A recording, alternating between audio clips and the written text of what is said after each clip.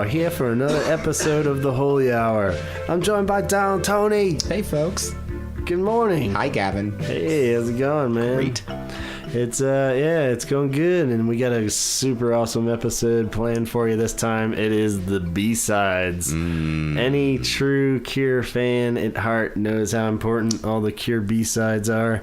Could they be any better? No other band. We were just saying that. Like, what other band would you even consider? I mean, I'm sure there's plenty of them, but as far as relevance of like, they have some damn good B-sides, and it's another strangely thing that we might be in agreement on. I think that we're very pro B-side as far as these Cure songs go, and I think there's a lot to explore and a little weird. Some of them start out slower and get momentum, but if you're not familiar with Cure B-sides, there's really two avenues. They put out a great box set, and that in itself. You all right over there? Yeah. Go on. The Cure put out a great box set when was it released? It must have been about 2004. It was released, called Join the Dots. And just the fact that they are able to put out a 4-disc box set of B-sides, it's brilliant. It's a lot of songs. Yeah, and then it only goes up to 2001 even. So Jesus. And there's a lot since then. But like, it's pretty cool. It's definitely an essential for any Cure fan, and really covers a lot of ground. But before that, even it's well done. It's really well done. It really captures a lot of just all the B-sides, all these great singles, and a few like the weird era of the Walk / Japanese Whispers is pretty much included in its entirety on this, because that was like such a strange release anyway, where the Walk was kind of just an extended single. Here I feel like maybe in England it's probably always just goes back to that was just singles, and then they put it all together here, and we got like a cassette with a fly on it. and then I think for like releases in Japan, I don't know, it's maybe in my mind, but I think with like the Walk and how that was released, a lot of that was like structured for like the Japanese market. Mm-hmm. Because I was flipping through something today and was reminded like the Glove. Yeah. That was basically they thought Japan was cool, and they just wanted like a disco album, something just for like just for them to go just to go there and visit. And I think the Walk might have been like a similar thing. Yeah, I might be talking completely out of my ass. It makes sense. Well, I think just in the sense that it's like kind of a single structured for a specific market. Yeah, like the U.S. That's why it's wonky and we get some weird variation of it, and even like Japanese Whispers. Carnage, like Faith Carnage Visors was really like that's kind of what for a while all you could get in the States. Yeah, was the tape, and like the B-side was Carnage Visors. Yeah, which if I remember correctly was just a soundtrack that they recorded for something that didn't even come out, but they ended up using that as the opening act. Like around Faith, that's a dope idea though. Yeah, like they were sick of like opening acts, so they just started like putting this weird film on as the opening act, and they did the soundtrack for it. The Cure is so fucking cool, man. God damn, that's fucking awesome. Yeah, I mean, it's like so ahead of its time too. Yeah. It's like, wow, who would do that? Fuck, like when you're not even like a dope band. Yeah, so it's pretty cool. So ballsy. That in itself is like just a weird combo of what you get over here, which would but it was cool. Good thing about Join the Dots is it pieced together a lot of that. Yes, and did. I feel like maybe even had Carnage Visors on it, like finally, because I guess because that was a little hard to get, like for a while, like a MP3. Yeah, like a proper recording of it. But I don't know. I ended up getting it somewhere, but yeah. So and then in contrast, I guess prior to that, I always felt like the only real like official release of B-sides was the B-side cassette of Standing on the Beach. Yep, had pretty much all the main B-sides to that time, which would be up to like 86. And that's cool because I remember that being that was my first Cure tape we got. Yeah. And just how like almost, you know, it went hand in hand with the singles. You could pretty much just listen to that B-side and there's an album into itself. Like, yeah, and I think that's gonna be a reoccurring theme with these. Or you know, like if you piece together, you know, 2 albums worth of B-sides, it really could just be a standalone album. And a fantastic fucking album. Yeah, and that's very few bands could do that or say that. And I don't know, like, if, like you're saying with the cassette, was it Standing on the Beach or I always get them mixed up. Yeah. You know, with the B-sides, like the B-sides were so good. Some of my favorite songs of theirs are B-sides. It may have like changed how I view their B-sides, because I look at it as, you know, they're like a standalone fucking record. Like, it doesn't feel like B-sides to me. It's just like extra awesome songs that they couldn't fit onto their packed awesome records. Like they said too much awesome sometimes. Totally. Like, it's weird. They're not throwaways. They're not like testing waters and fucking around on things, and it's fucking songs. Yeah, and it's kind of the $1 million question, I guess, of like, I never really am sure if the Cure, and I'm sure it varies from song to song and B-side to B-side or whatever, but like, was it like an intentional idea to have good B-sides? Because I know like Morrissey's gone on the record because it would be like a lot of singles, and he was a big singles dude and wanted the B-side to be real important to him. But I don't remember really reading that Robert really cared about. But you know, it's like, was it maybe he just didn't like those songs, or do you think it was like an intention to have great extra songs just for whatever reason, or they didn't fit with the continuity? I'm sure it's probably a little bit of all of those, but I think a little bit of all those. And I think it's, you know, when you're dealing with you know, a songwriter, when you're dealing, I'll say, with Robert Smith, just pumping out these fucking song after song after song after song. And like, how many songs are on Kiss Me? At least like 20 or some shit. Like, there's a lot. My point being, there's a lot of songs on Kiss Me, and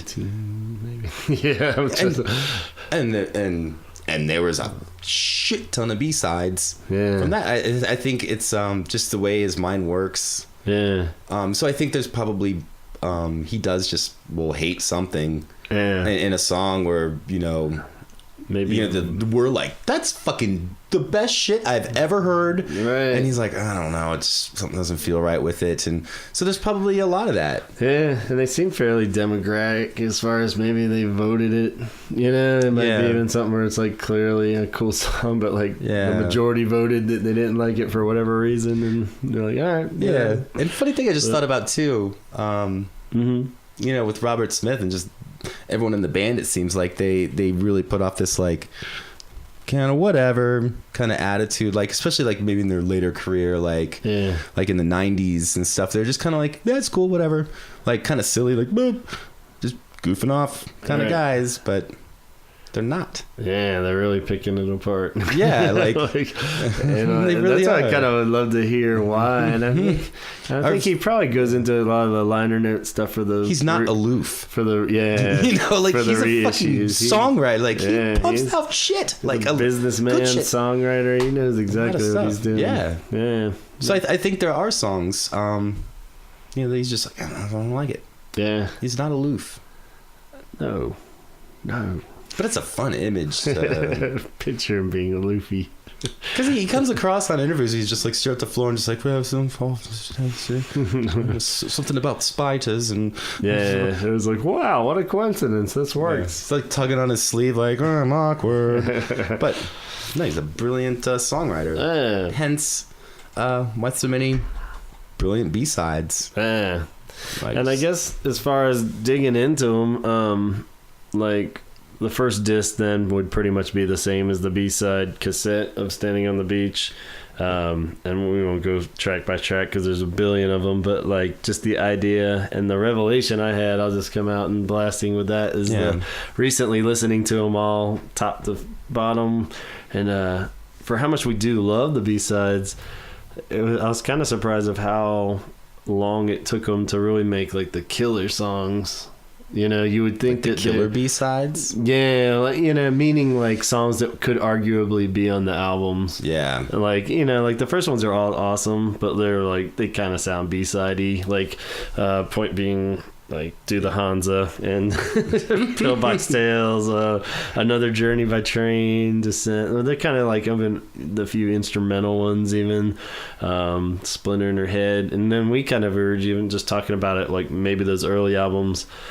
Because it would be weird that, like, you know, so many people love Faith and 17 Seconds, but they only had, like, one single on them, or two singles, so there really wasn't much room for B-sides anyway. Yeah. So it was kind of weird. It was like, well, what the hell are the B-sides to Faith, you know, and stuff like that. But, yeah. I had to, like, think back. I'm like, was there one?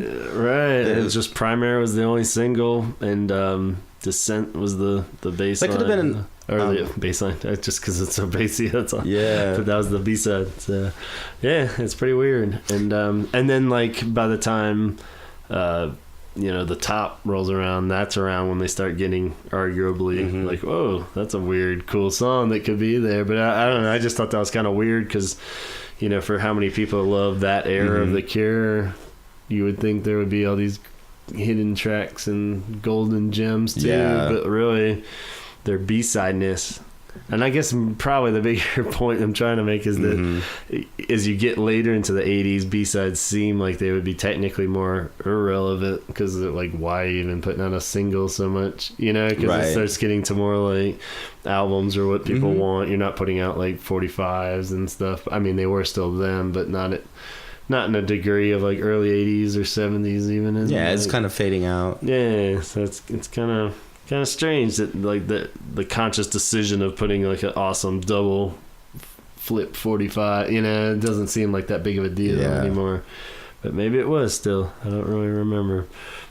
I think touch upon a couple things you're saying that I think is interesting to look at. It's you have to look at the era in which the band exists, but also, you know, what era of the band you're dealing with. Yeah. You know, because with, you know, and I guess you can see it in the evolution of, you know, they're just fucking nuts. Like, doing Faith and Pornography, like, those are intense records, and artistic pieces like playing, you know, the film and Carnage Visors before the show. Like, that's some dope artsy shit. Yeah. And maybe that in itself is a good point, because it's like the idea of a single is like so far from their mind, they don't even really care. You know? Or it's like, it's not like later when it's like these are the 4 singles on the album, so they have to have strong B-sides, and like early on they're just so artsy and doing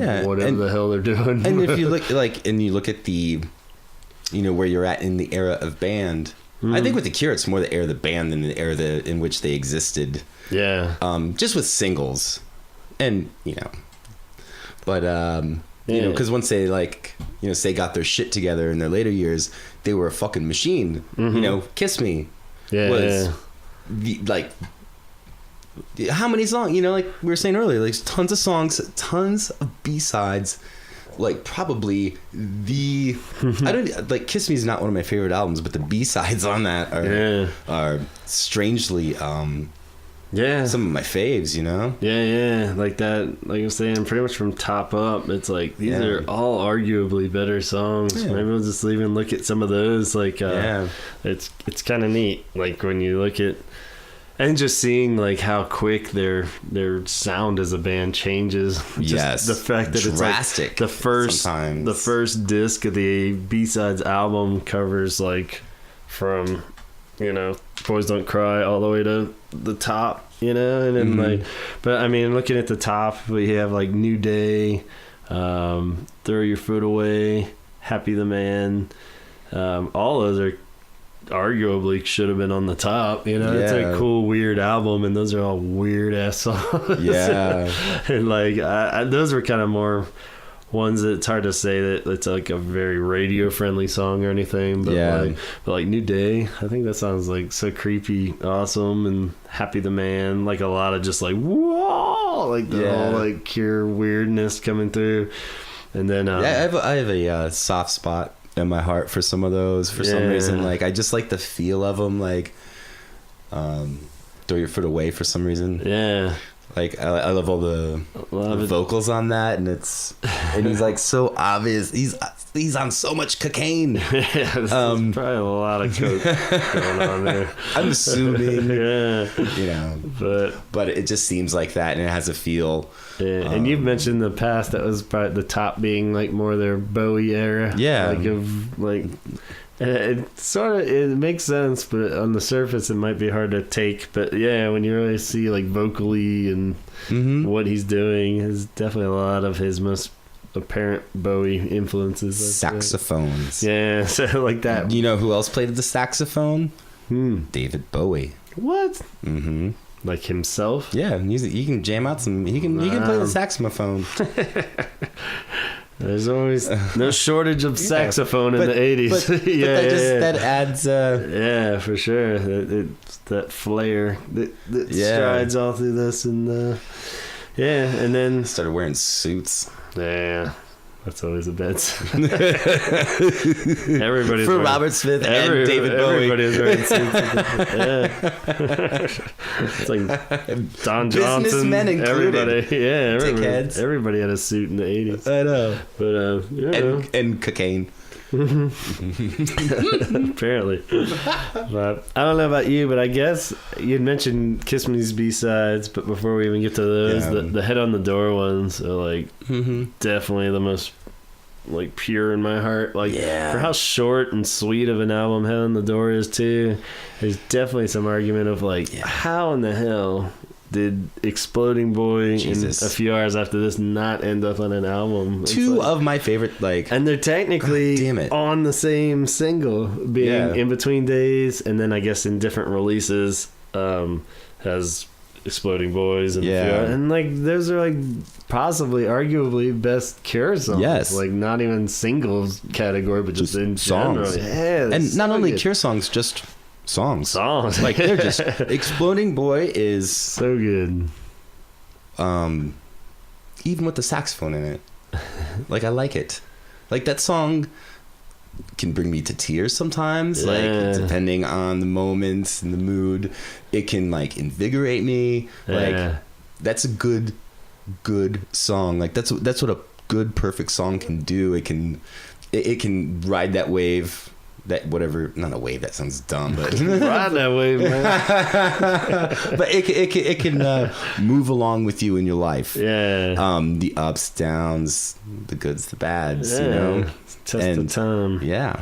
Could have just said time tested. Actually, time tested. Sum that up. Still holds up. 1985. Perfect. Perfect song. My passionate rant would have to go to A Few Hours After This. So fucking good. I love that song, and it's like definitely my top 5 best Cure songs ever. And I think it's kind of a hidden, like most Cure fans, if you know about it, agree.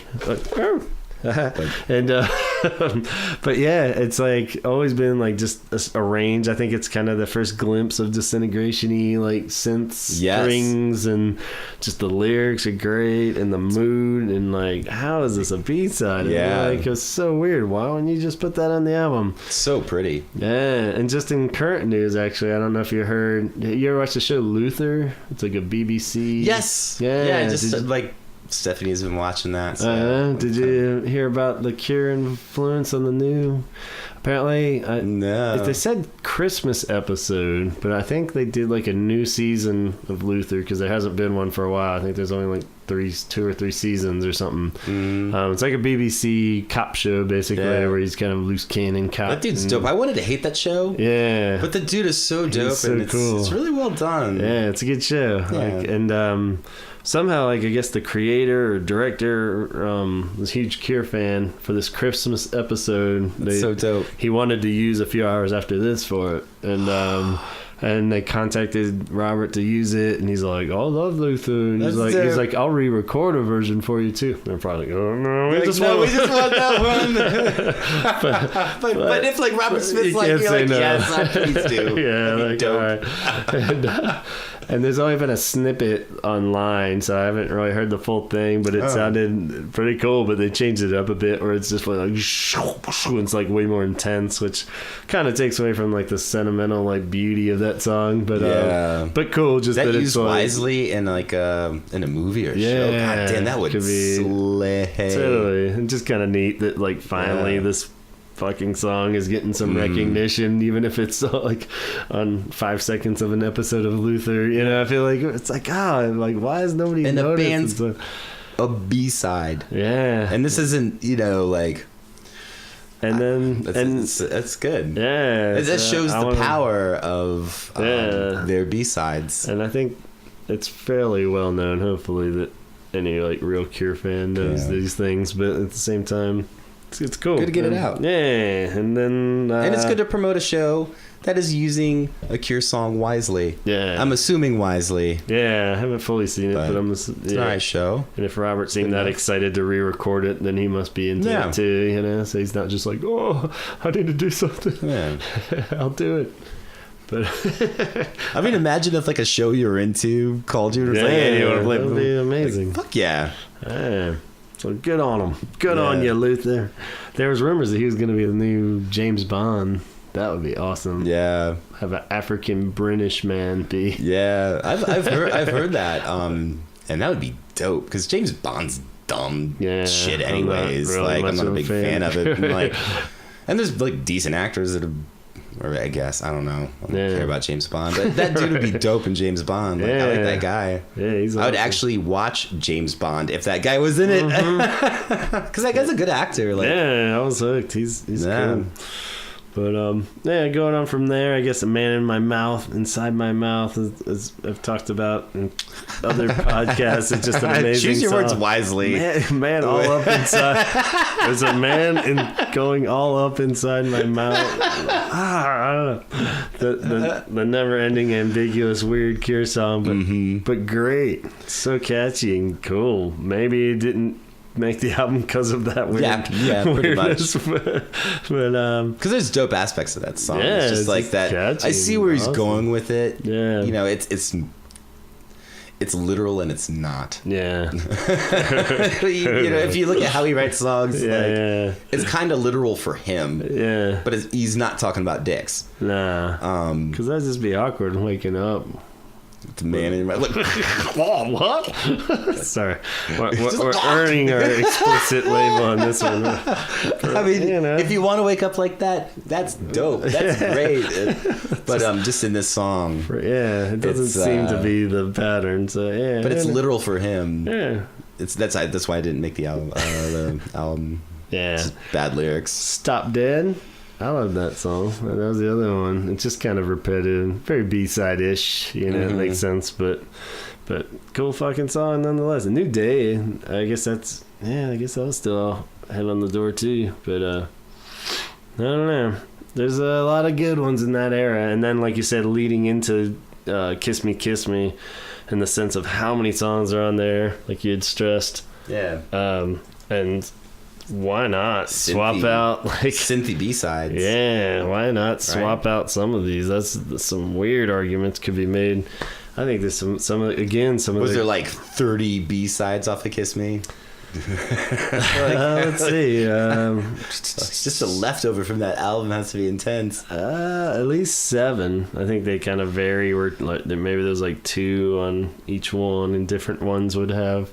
I think it's starting to get into that era where like in Japan the B-side would be this, but then in the US the B-side would be that, and you start seeing that kind of thing more and more. Yeah, there's I don't even know Did that start on Head on the Door? Was that like Kiss Me? Seems more heavy on Kiss Me, but I mean, it's only really a year's difference. I'm sure it's more just whatever the hell. But I don't really know if that's to hook them, like hook people by having a different B-side, or just like it'll work better. Marketing. I mean, I think by like the 90s, it's more like kind of, it sounds bad, but like a ploy to get people to buy more stuff. Because they're like, I felt like definitely by like Wild Mood Swings, it seemed a little shitty. They're like, they know people are just going to buy all these singles to get the. So and look how many Japanese, like we were talking about earlier, with like just marketing things specifically to like a Japanese market. Yeah, they're fucking. I mean, most things are huge in Japan. Yeah, but the Cure is like that was a big market for them. So, you know, like diehards are gonna buy all of them. So like it's a little crappy, but because I used to like be really obsessive. You know, kind of looking at singles and releases, and the Cure broke me of that, right? Because there's just so much. Yeah, it is kind of a sad revelation when you're like, I'm never gonna get all these. Yeah, I stopped. You know, I just I'm just so much different. Like tracking it down on vinyl and stuff. Yeah, I had like, to stop. And even if it's the same two songs, like you'll have a different cover or something. You're just like, oh, yeah. But I mean, it's kind of a good long term. Like I still keep it as like one of my modest like collections of just CD singles between Kiss Me to, you know, now, you know, like I'm not going to, because they didn't have CD, but if you limit it, you know, to something where I'm not going to get all just of them. An era. I can like kind of track them down somehow that way. But Japanese. And it seems doable. Yeah. I like to set my goals reasonable. But like Kiss Me, like just a quick rundown by title name: Japanese Dream, Breathe, A Chain of Flowers, Snow and Summer, Sugar Girl, and Hey You, and then just like variations of like How Beautiful You Are and Icing Sugar were like twists. But yeah, I mean, there's some good ones like I don't know, something like Japanese Dream may kind of just feel B-sidey, but at the same time, when you look at what is on Kiss Me, there's definitely a few songs I would swap that out for, you know? It's like Snow and Summer. And Snow and Summer is great. Yeah, it's like a precursor to Pictures of You almost, you know, where it's like got that... That's connecting, that's joining the dots between Exploding Boy, like Yours After the Snow and Summer. Like I think that like these are connected, like Snow and Summer, Exploding Boy, like I don't know, it's in there, like there's a tie in those, I think. Yeah, and it's weird that it was the B-side to Just Like Heaven too, which is like the super single of all time ever written, in my opinion. They should have just put Just Like Heaven on the back. Like it was just so good. Like A and B side. Yeah, I mean, I don't know. But what a nice truck to. Yeah, that's like, geez, double whammy for sure. Yeah. Almost like, why would you waste it on being the B-side to Just Like Heaven? Because that's so I know, great, you know, like overshadowed. Put it on like some crappy song or something. Like it's like like one of those where it's like the where the B-side's just better. Yeah, it gets more played. Yeah, like the Why Can't I Be You B-side or something. Oh, Jesus, because that's such like a moody single anyway, where you're either in the mood for Why Can't I Be You or you're not. Yeah. But I don't know. And leading back to my question at hand of do you have a guilty pleasure B-side of like one that you know is kind of stupid and shouldn't have maybe been on the album, but you just love it in your for your own reasons? B-side, like a guilty pleasure? Yeah, because I mean, like something like Exploding Boy or like Credibly. Those are just decent. dope songs. Yeah, but like something where you know it's just kind of silly, but you love it. Mr. Pink Eyes, I've always had like a soft spot for. What are some others? What are some of yours? Well, that's what I was getting at with Sugar Girl, actually. I love that song. It's got so many like cool layers. That's the one that's like and it's all like yes. Probably like the worst instrument sound choices for how great the riffs are. Like there's so many like Disintegration quality riffs going on, but they're all done with like synth flute and toy piano. Like just like bad like choices of like, it's very like dressing up almost or something, you know, where it's like it's a cool song, but it's just like everything's like love Dressing Up. That song's dope. Yeah, that's great. But yeah, it's just like you know, and I feel like, you know, I would argue this song's like just a great song anyway, but it's just kind of guilty pleasure in the sense that it's got a lot of synth flute. Yeah, it's kind of. But I love it. The lyrics are so good, and it's short and sweet in like a disintegration-y way. It feels like almost like 1,000 Hours, where it does like the whole like song instrumental, then it does it with the verse, with the lyrics. I mean, and just has like great lyrics and like. Yeah, I love that song. I just want to try to record it even like with pianos and guitars and stuff, you know, and just like to do it like just to see, like I knew it sounds good. Yeah, that's like, I mean, it'll never. It's like a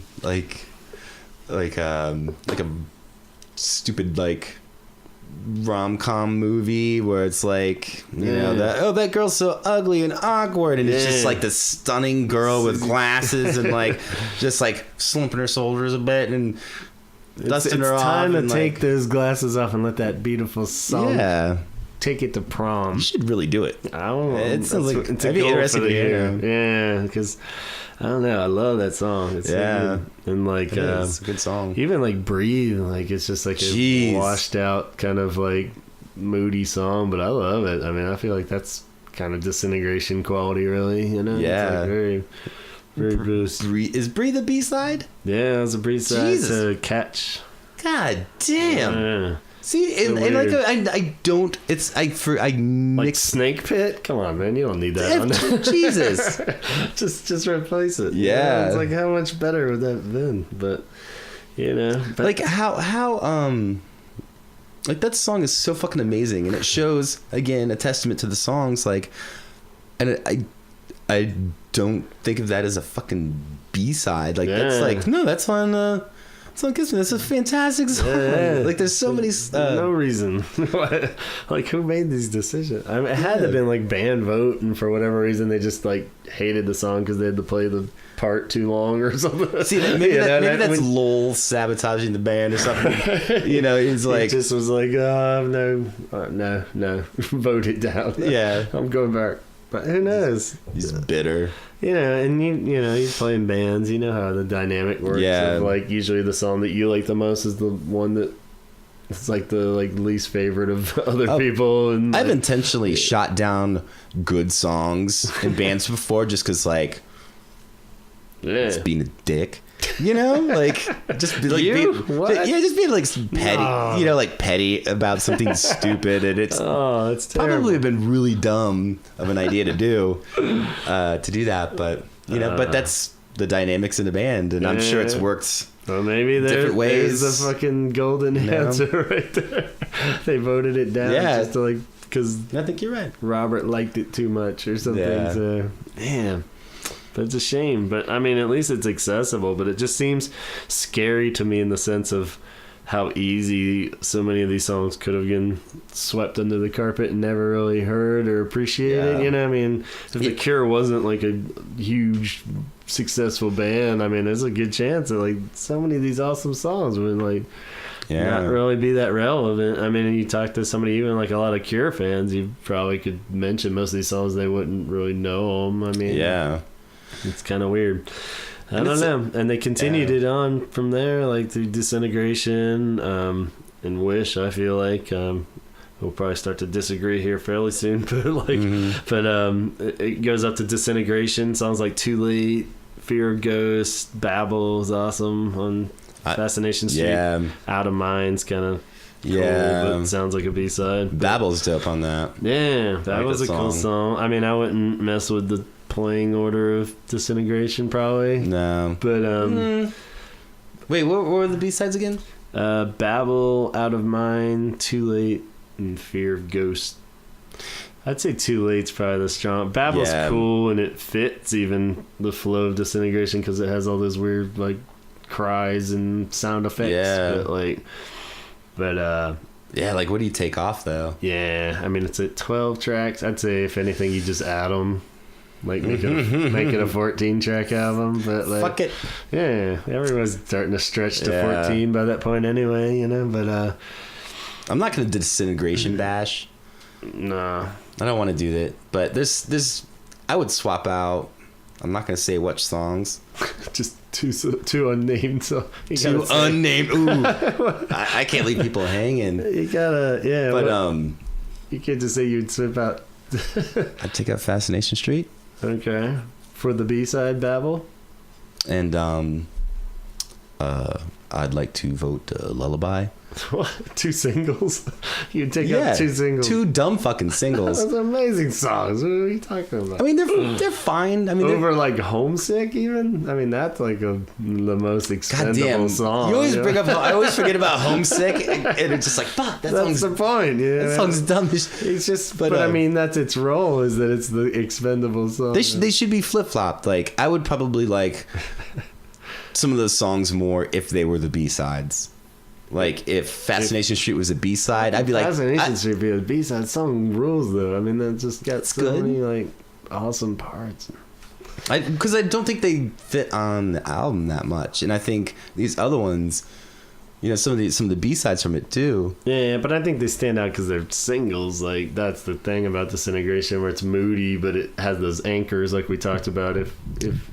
If you put in, like...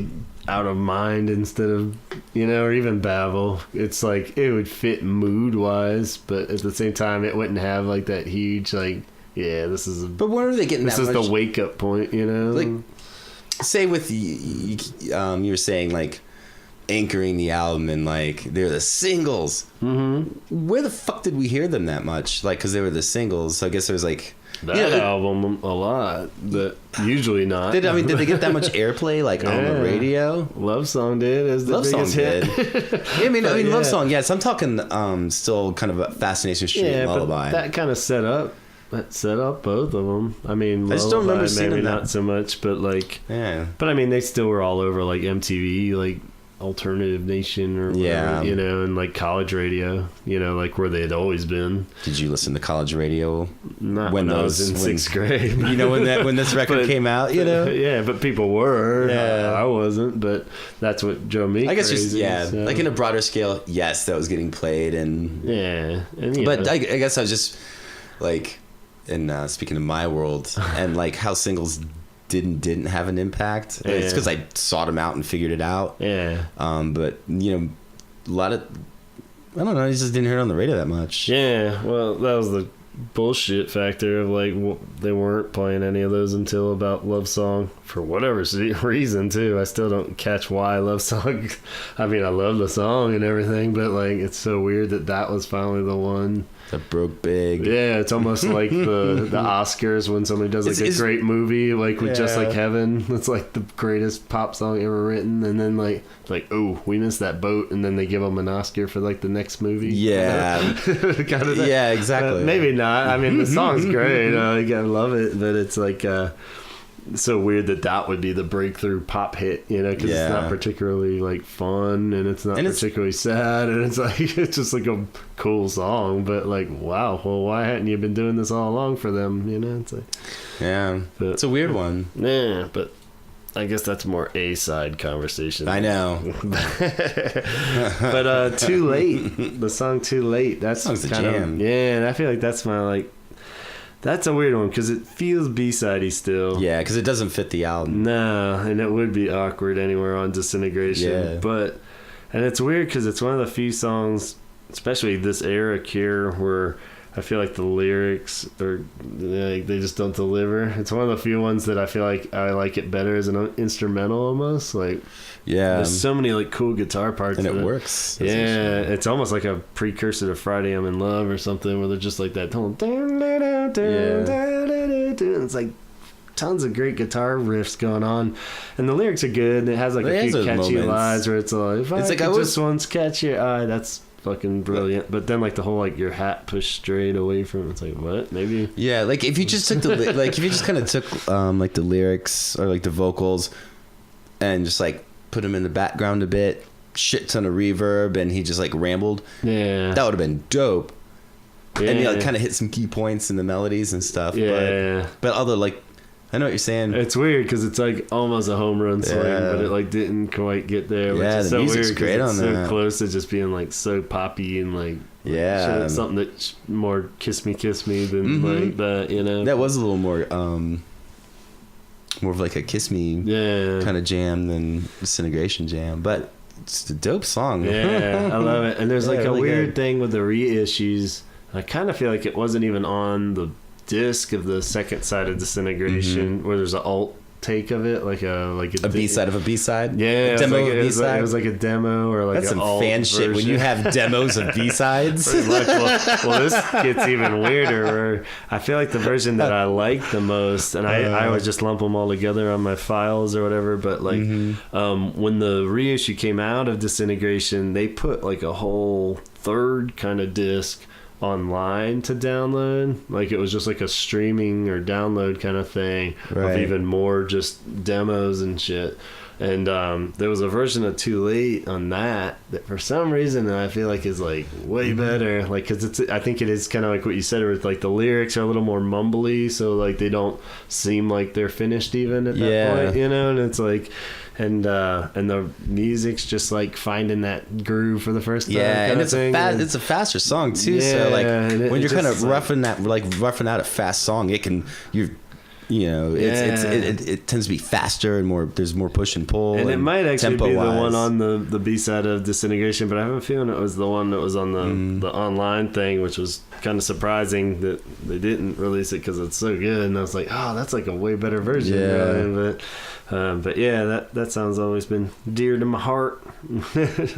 And then as far as I don't know. And then maybe real quick, since we talked about Wish recently in an episode, I don't know what order we'll release these to the public, but as far as Wish's B-sides, Twilight Garden, Play, Halo, Scared as You, and there's a whole bunch actually. A Big Hand, and then Foolish Arrangement. I guess we're getting more into CD singles at this point too, so they're putting like 2 bonus songs. I was gonna say, like, how many fucking like singles like 6 were off of B-sides. And I think that actually had less singles than Disintegration. Good. There's like 3 singles maybe. Yeah. But I guess they would have like 2 songs each. But there's some great ones on that too. Like Twilight Garden. It's the jam. Yeah. I love that song. It's like super dreamy and cool. Yeah. That would have fit great on the album too. Yeah. You know, it's like probably better than some other songs. Yeah, actually. I'm not going to play the A-side game. Yeah. I'm like, this should swap out this one. We covered this. But, yeah. And even Play, even though it's always a song that never, like, jumps out in your head that you want to hear it, but as soon as you hear it, it's like, oh, yeah. That's a cool song. And Halo, I feel like, is another close to, like, Exploding Boy factor as far as, like, that could be a single. Yeah. You know? It's like, it's such a great song. And it's on, and once again, it's weird. It's on the B-side of Friday I'm in Love. Jesus. It's like such a huge, like, pop, you know, like, why? I mean, it's cool that they would just be like, bam, bam. Two motherfuckers. But why? God damn. Yeah, you think you'd like, maybe even if you were going to use it as a B-side, you'd make it like a super strong B-side. I think it's some songwriting swinging dick shit of like.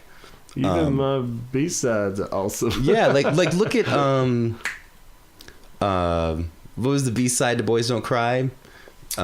Plastic Passion we were talking about? Yeah, like that single. Yeah, I think they went hand in hand. So. Like that's swinging for the fucking fences, I would imagine. Yeah. Songwriting. Yeah. And I bet if we go through and like, and I guess it makes sense. I bet there'll be an example of that on every fucking record except for like the Dark Years. It's true, you know. But and I guess it does make sense to stack your deck. Is that an expression? Yeah, I guess. Like you're like you know, if you know that even non-Cure fans are probably going to buy the single for Friday I'm in Love, you might as well put another. Like, oh, you think this is good? Yeah, this is a song that isn't even on the album. It's so good. Yeah, but I got these fucking things lying around here. But Halo is like a song I wouldn't be surprised somebody covers like in the next 10 years at least and makes a huge hit out of it. What? Halo? You think? Yeah, I don't know why, but I feel like it's like that's a song that should be.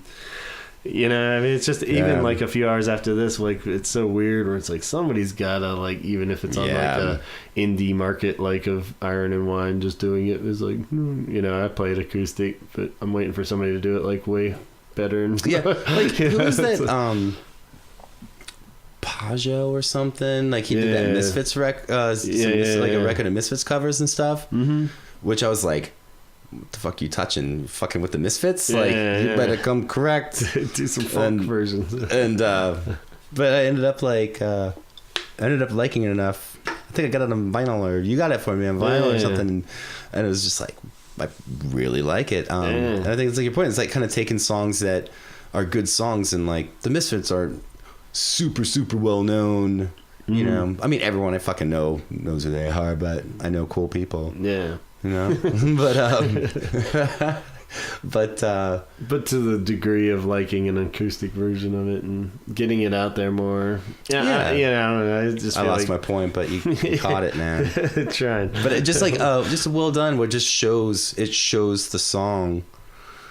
Yeah, you know? For what it is, and I don't know. It's just still going back to that fear of these. Like, I mean, they're not lost because they're on this box set. Obviously, I know millions of people have bought, and there's gajillions of copies floating around in the world. But I still just like, I feel like they're kind of like orphans, you know, like they're like Cure orphans or something. Yeah, I'm just like, well, Halo is such. I mean, that could be like somebody's wedding song or something. Why not this one? Yeah, it's like, well, what the hell is the story? You know, it almost just loves Save Halo. It's like to hear like what the hell? I mean, given to the point of, you know, you always as a kid wish you could talk to your heroes and shit, and like now, I'd just be so freaked out, wouldn't want to ruin it. So I probably wouldn't even understand Robert Smith, but maybe like some of the stuff I would love to ask him would just be like, why did that not?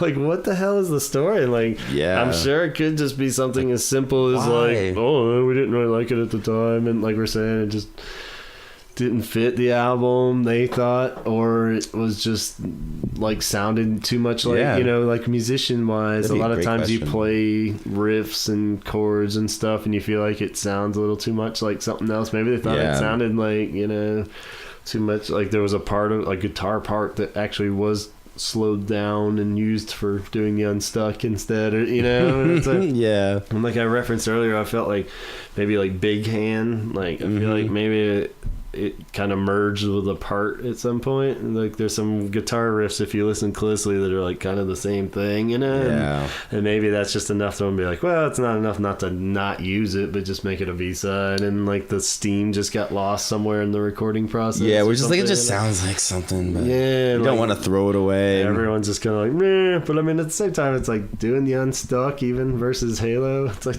go with Halo. It's so weird. It's like, but I mean, I'm sure different people have different opinions. So, like to tie it back earlier, we were comparing something like Sophie's Choice, and I was thinking the other night about Sophie's Choice, where if like in that moment the mother had to, you know, decide like which child to save from the ovens, and I was thinking, you know, she probably did have to go through like, you know, what child was better behaved.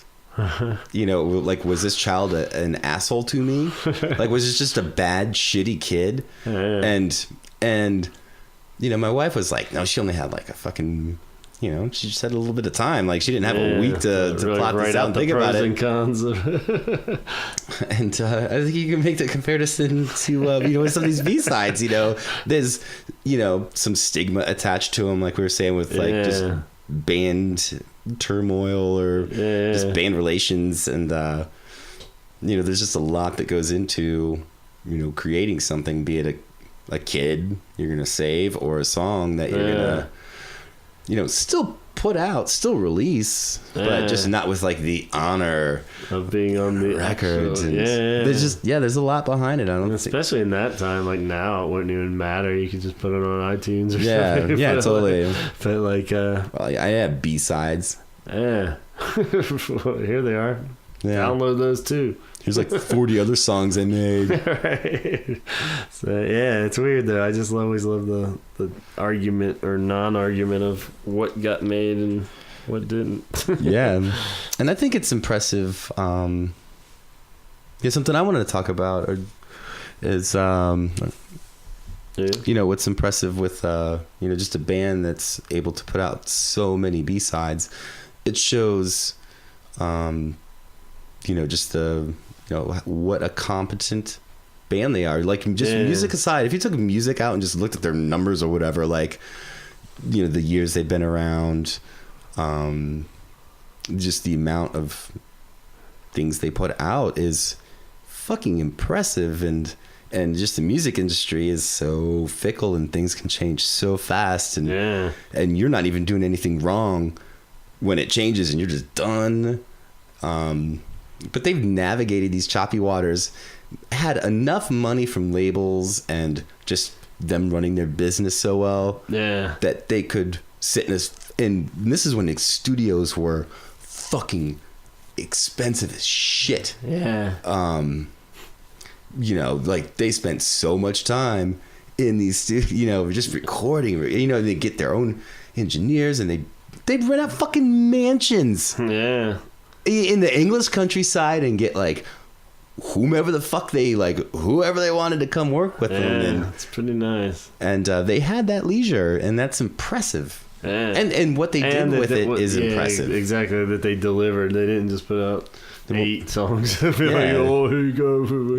We just jammed for like there's plenty of fat to scrape away or not, you know, and it's like, that's cool to have those choices of like what could be a song. And I feel like it held up well. I feel like the B-sides start to taper off with the new stuff, like, you know, like maybe Wild Mood Swing ones, or, you know, pretty on par. They're pretty much, there's a few arguments to be made with that one too, because there's some dumb songs on Wild Mood Swings, which is his own podcast in itself. But like Pink Dream is a great song. I like the whole that's a fun one. Home, Waiting, all those are like, when you hear them, those are good songs. And it's weird and they start to get more into like remixes again and stuff by the end, which is kind of a sign of that they don't have as many scraps and stuff. But you know, goes without saying. What about we didn't talk about any of like the early B-sides where there would be like, weren't there any like B-sides like where like early like not extended mixes, those don't count, but kind of like more like a remixy kind of one? Like, when did that start? Mostly around like the Walk and stuff. There's like stuff that's definitely, but even that, it's kind of like the Walk / Japanese Whispers was kind of just made up with B-sides and singles, you know. It's that's like, what we were talking about. So it's kind of like, I think half of that was that's just, what it was weird. Sorry. Oh no, I was just saying like that, like half of that is stemmed off of like Just One Kiss being the B-side of Let's Go to Bed. Walk's B-side is The Dream, and I guess like a fancier version had Upstairs Room, and then they just put it all together for Japanese Whispers. So it's kind of, it stinks that it's all just kind of singles, but at the same time, getting that disco market in Japan. Then, I think my theory's right. And then like Mr. Pink Eyes and stuff, like, you know, it's like a B-side to Love Cats and stuff like that. But I was realize it's just like the Walk then was, that's just a comp of singles too. Basically. Because by the time Japanese Whispers came out, I think the only thing on that wasn't on the Walk extended EP or whatever was Speak My Language and Love Cats. Which is weird because they don't really fit the digital stuff. It gets more jazzy, weird stuff, but it doesn't really fit. Like, but Speak My Language is a B-side, right? Yeah, that song's a jam. But like, I mean, it's a track on Japanese Whispers, but technically a B-side. But it's a cool song. And I love like some of those. I mean, in the sense that like Upstairs Room is a B-side, you know. Like that song's dope. That song catches me off guard sometimes. I love that one. I'm just like, oh, that's so fucking dope. Like all those, like, it's a weird era for The Cure. Very short too, and then kind of going back to like what you were saying with why there weren't more for like 17 Seconds and Faith and stuff, was just because they didn't have many singles, and like, but they just kind of like not a lot of those songs are going in the fucking jukebox. So I think they kind of knew that they're just like, oh, we'll do this like instrumental song, and there's definitely more instrumental stuff in those early days. I mean, marketing wise, I guess it does make sense to always have like that hope in a fan that there's something more out there. And it's like, so maybe that's always the clever way to do it. We'll keep them with like wanting to buy all the shit that they don't technically need. Because so many B-sides. And so many B-sides are garbage. Like, not even with some Cure stuff. But just speaking of bands in general, like a lot of bands don't use B-sides properly. Yeah, you just take a song off the album, like a deep cut, and put it on the B-side, or a live version, or even a remix. Really, is kind of a cop out. That's the one I hate for some reason. Like, unless it's like a good one, you know, it's rare, but it's but yeah, just your average okay band, and they have a fucking remix. Yeah, not cool. And the deep cut is a fucking dirty trick too. Yeah, that's really lame when it's just some other song off the album. Yeah, it's like, come on, man, I already have the album. Yeah, it's like or like a song off. It's like I already have all of this. I'm already buying one song again. Right, but then the worst is that they take a song off of an earlier album, and then they put it. It's like a live song. Like a live old song. Right. It's like no one wants to hear this. Like a live version of their last single. Yeah, it's the previous record. Yeah, it's just like nobody wants to hear this. I mean, unless it's like reworked in some truly amazing way. Yeah, just some spectacular thing. Yeah, it's just like such a cop out. It's like just put some shit on there. Yeah, I don't know. It's always insulting. It is. But along the lines of B-sides too, there's so many great rarities, especially in that Join the Dots, where it's like songs like from soundtracks, like the Crow Burn song is really notable too, and just like cool singles and like Charlotte Sometimes and stuff. It's always kind of crazy to think that wasn't even officially on any album in a Beatlesy kind of way. That is a very it's like weird, you know. It's like, oh yeah, that wasn't like ever on an album. It's just a single in like the Smiths Beatlesy kind of way. Yeah, I totally forgot about that. We've been talking about B-sides for like an hour. And Splinter in Her Head, that was the one I was trying to look up. I'm thinking that's like the kind of drummy tribal ones. Like, yeah. But which is kind of stupid. It's like a little harmonica intro kind of thing. It's a kind of a cool song. Yeah, it's cool, but it definitely B-side feel too. Yeah, it's like it's a B-side. It's cool. Yeah, they worked on it. I forgot about Charlotte Sometimes. But there's a lot of good like Hello I Love You cover on that. But then do you just count like Mixed Up as like a B-side thing? Nah, because it was pretty. But it was made up of B-sides mostly, because a lot of those Disintegration singles did have the extended ones already on the B-side. Sounds like a technicality you're bringing up. It's true though. When even he mentioned it was like when people were all shitting on Mixed Up, and they're like, why are they doing this for their next album? He's like, it's not really. He's like, half the album's already been out. Yeah. And like, you know, it's true, like all like Love Song, it was very like Disintegration heavy, so it was like remixes of Pictures of You, Love Song, Lullaby, and Fascination Street. They were all already on. They were B-sides to like that's true. So, yeah, like most of those would have like Babel and then like a long version of Fascination Street on the single and stuff like that. But I don't know if this counts.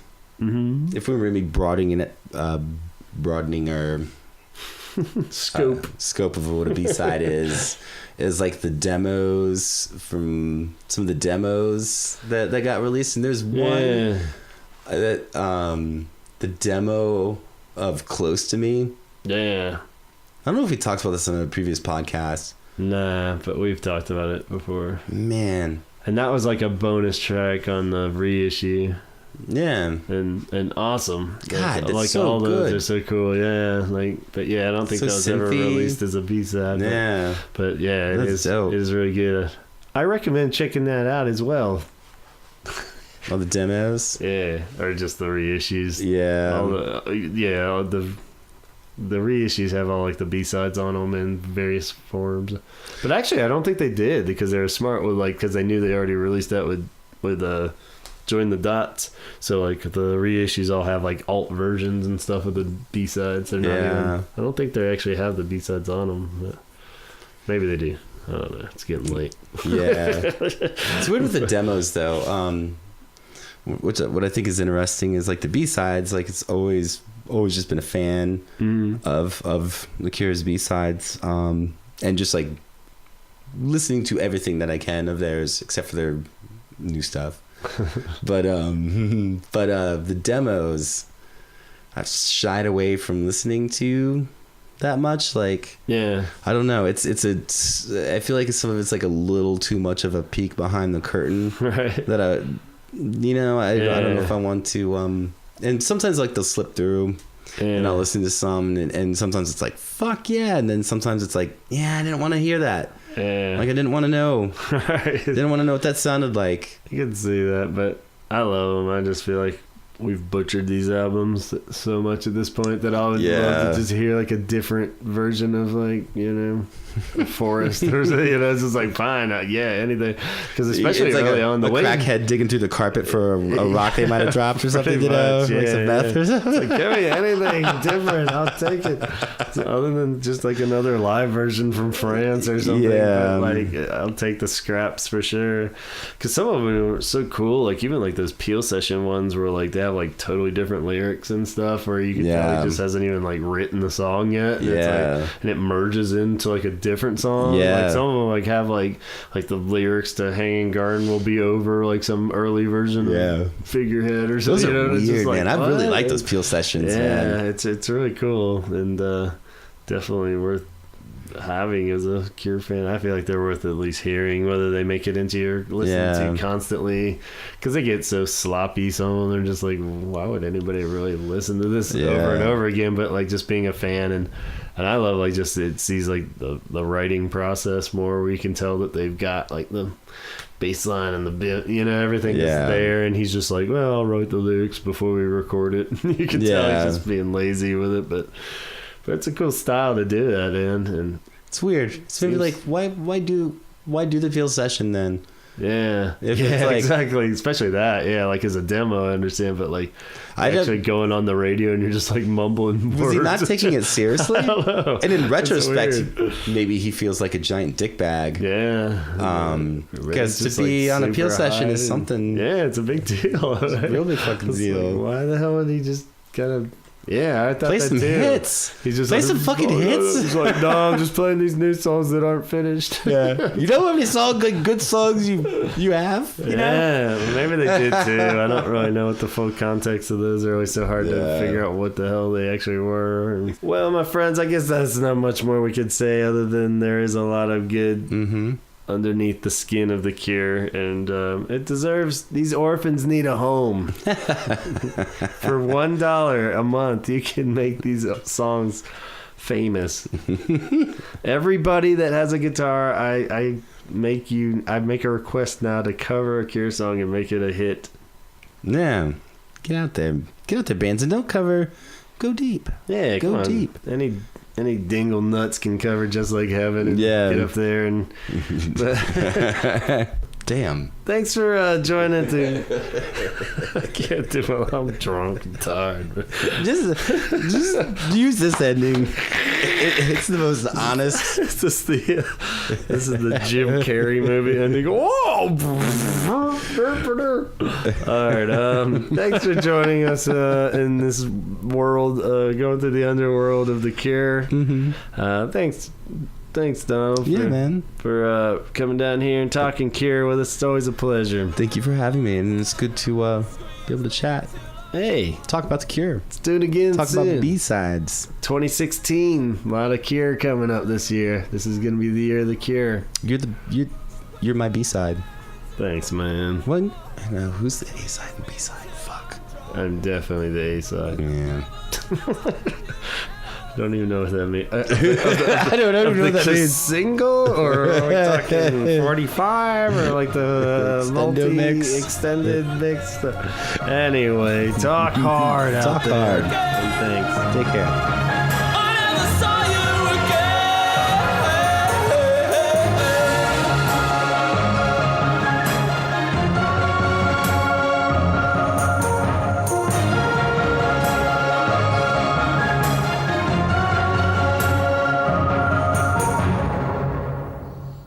Oh dear, please be sure to drink lots of water and get a good night's rest after listening to this episode.